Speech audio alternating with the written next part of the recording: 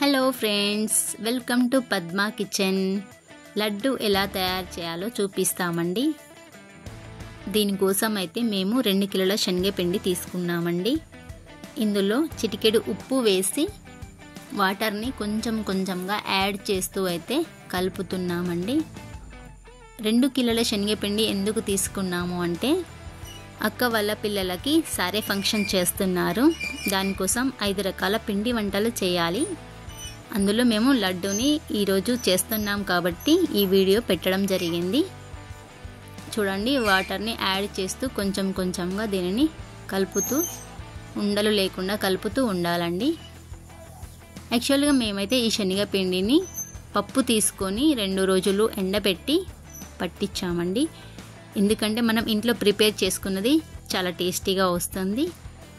అందుకనే మేము పట్టించామండి, ఇంట్లోనే ప్రిపేర్ చేసుకున్నాము. చూడండి, వాటర్ని యాడ్ చేస్తూ ఈ కాన్సిస్టెంట్ వచ్చే వరకు అయితే కలపాలండి. చూడండి, ఇలా జారుడులా వచ్చేంత వరకు అయితే కలుపుతూ ఉండాలి. ఈలోపు మేమైతే గ్యాస్ పైన ముగ్గుడు పెట్టి అందులో ఆయిల్ పోసామండి.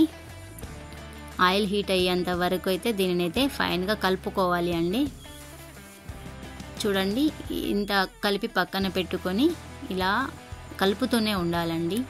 మనకు ఈలోపు ఆయిల్ హీట్ అయ్యిందో లేదో చూసుకొని ఆయిల్ హీట్ అయ్యేంత వరకు దీన్ని ఇలాగే కలుపుతూ ఉండాలి. ఆయిల్ హీట్ అయిన తర్వాత మనం ఆయిల్ని టేస్ట్ చేద్దామండి. ఆయిల్ చాలా వరకు హీట్ అవ్వాలండి. చూడండి, ఇందులో నేనైతే టేస్ట్ చేస్తున్నాను. కొంచెం పిండిని వేస్తున్నాను. ఇలా వేయగానే అలా పైకి వస్తే ఆయిల్ హీట్ అయినట్టే అండి. చూడండి, ఈ రేంజ్లో వచ్చేంత వరకు ఆయిల్ని హీట్ అవ్వనివ్వాలి. ఓకే, మనం అవి ఇప్పుడు బొంది కొట్టుకోవాలి. బొందీకి మనకు మార్కెట్లో అయితే బొంది జాలి దొరుకుతుందండి. ప్రజెంట్ అదైతే మా దగ్గర లేదు. మేము జల్లిగంటతో అయితే చేస్తున్నామండి. దీని ద్వారా కూడా మనకు బొంది అనేది చాలా చక్కగా వస్తుంది. పిండిని ఫైన్గా కలుపుకుంటే చాలండి, బొంది అనేది చాలా చక్కగా వస్తుంది.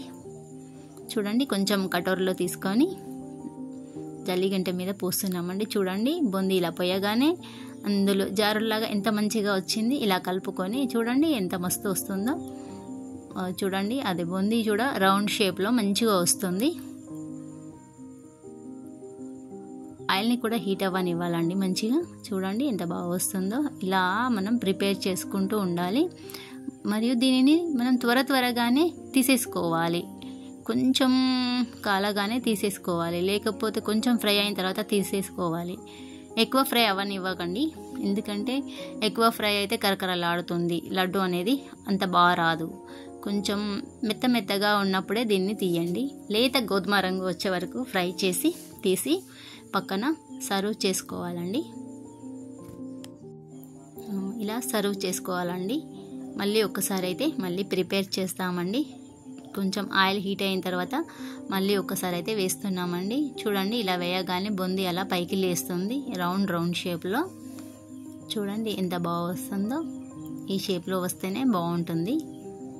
ఇలా మనం మొత్తానికి అయిపోయే వరకు ప్రిపేర్ చేసుకోవాలండి. మొత్తం పిండిని మనం ఇదే రేంజ్లో మనం ప్రిపేర్ చేసుకొని మొత్తంగా స్టోర్ చేసుకొని, దీనికోసం అయితే మనం మళ్ళీ ఆనకం కోసం ప్రిపేర్ చేసుకోవాలి. ఇది కంప్లీట్ అయిపోయిన తర్వాత ఆనకం కోసం అయితే మేము 2 kgs షుగర్ తీసుకుంటున్నామండి.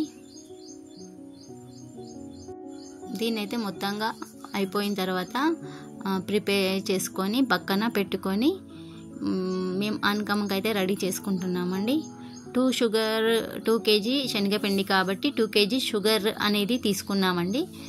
ఈక్వల్ క్వాంటిటీలో తీసుకోవాలండి. 2 kg sugar, 2 kg శనగపిండికి 2 kg sugar. దీంట్లో మనకు ఇంగ్రీడియంట్స్ కిస్మిస్, కాజు, ఇలాయచీ, ఘీ ఇవి కావాలండి.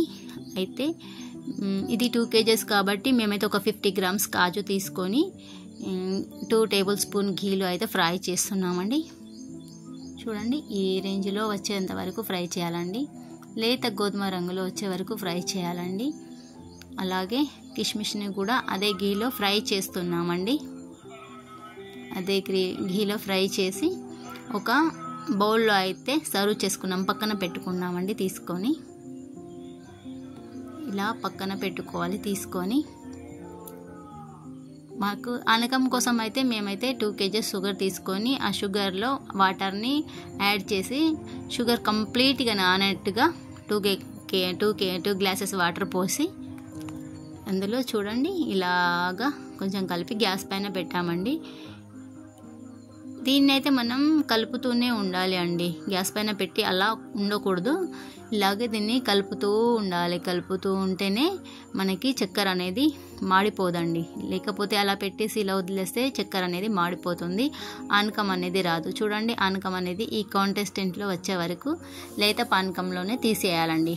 తీగ పాకం వస్తుంది. ఇలా తీగ పాకంలోనే మనం ఆనకాన్ని దించేసి అందులో ఇలాయచీ, కాజు, కిష్మిష్ అన్నీ వేసేసి బొందిని కూడా వేసేసి ఇలా ఫైన్గా కలుపుకోవాలండి.